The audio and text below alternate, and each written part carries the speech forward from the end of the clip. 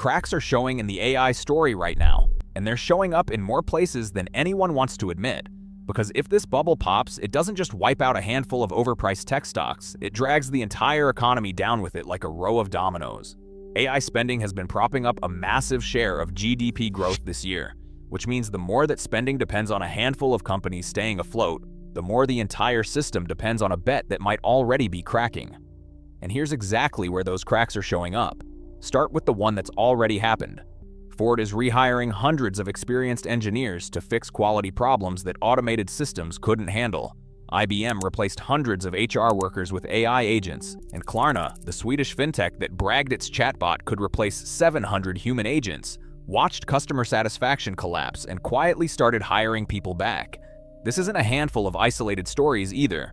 A survey of 600 HR professionals found that 2 out of 3 companies that made AI-driven layoffs are already rehiring. More than half of employers say they regret those cuts, and nearly a third admit the rehiring ended up costing more than the layoffs ever saved. The entire pitch for replacing workers with AI was that it would be cheaper and faster, and the companies that actually tried it at scale are the ones now quietly walking it back. If the foundational promise of this technology doesn't hold up inside the businesses using it every day, that's not a small crack. That's the first domino, and it's already wobbling. From there, the next crack shows up in what investors are willing to pay for the promise itself. Jeremy Grantham has spent 6 decades identifying market bubbles, and his track record isn't theoretical. He called Japan's crash in 1989, the dot-com collapse in 2000, and the housing crash of 2007.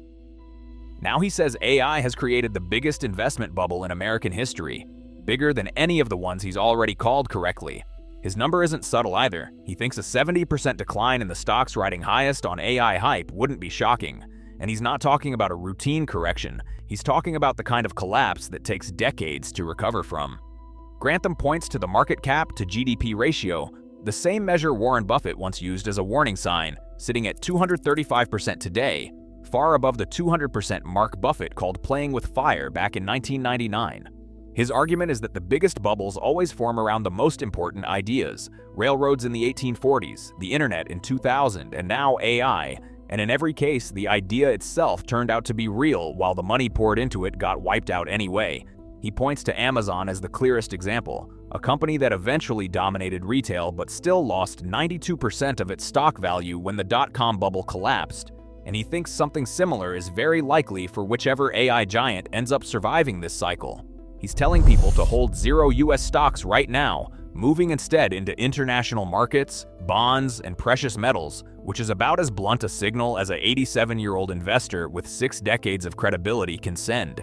Here's where it gets stranger, because the next crack isn't in the market or the economy, it's inside the companies building this whole thing, and if you look closely, even the ones everyone treats as untouchable are showing signs of strain. Start with OpenAI, the company at the center of it all, the one whose name is basically synonymous with the AI boom.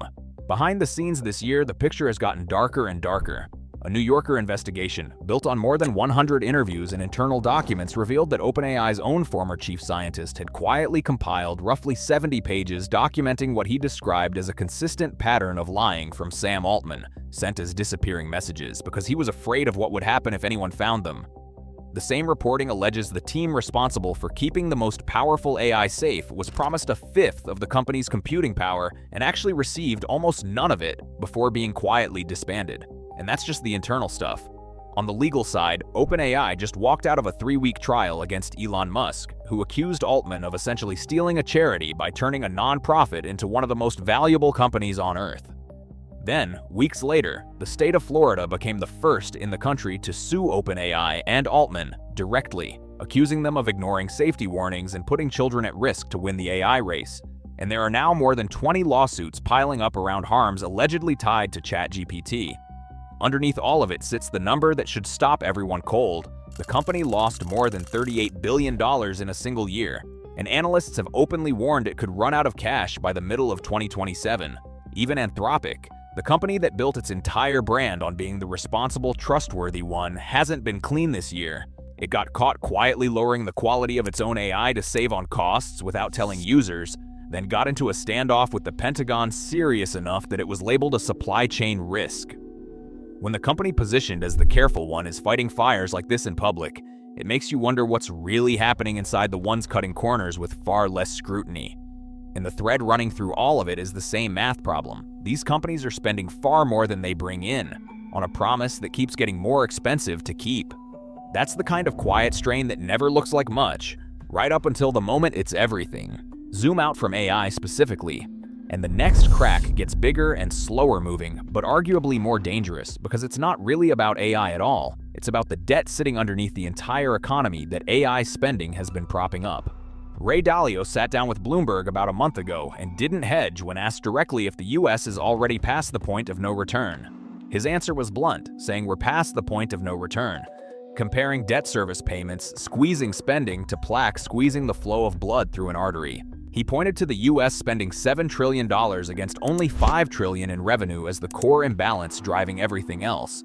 And he flagged a particularly vulnerable stretch coming after this year's midterm elections and before the next presidential election, when the debt issue and political conflict over taxes collide at the same time.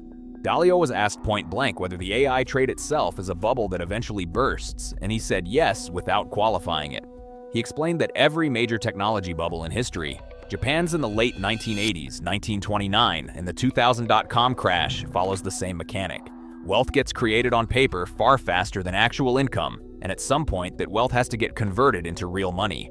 That conversion moment, not the bubble itself, is what he calls the pricking, and he said we're rising toward levels close to where markets sat in 2000 and in 1929 right now. He even raised a specific trigger nobody else on this list mentioned, a Chinese blockade on chip exports out of Taiwan, which he said could be enough on its own to crash every AI stock in the market overnight, given how entirely the AI trade depends on chips that don't get made anywhere else.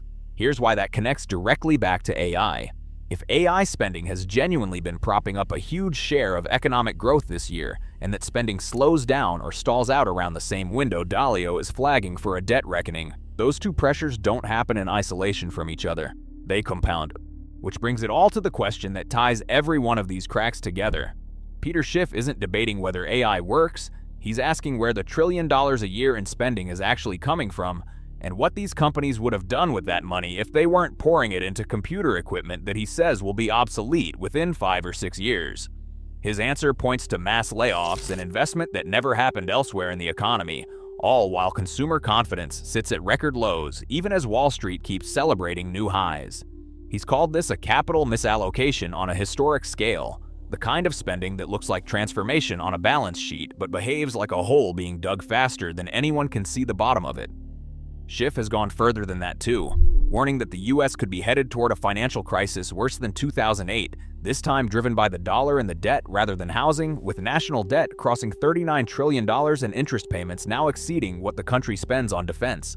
Every one of these cracks looks small enough to ignore on its own. Workers quietly coming back to jobs that were supposed to be automated away for good.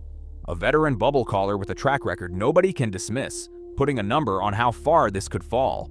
The most powerful names in AI fighting problems they can't fully hide. A 50-year debt cycle expert pointing at the same few years everyone else keeps circling. And an economist who called the last crisis years early, asking the one question nobody in Washington or Silicon Valley wants to answer honestly. Line them up side by side and they stop looking like separate stories. They start looking like the same crack, seen from different angles, running through the same foundation.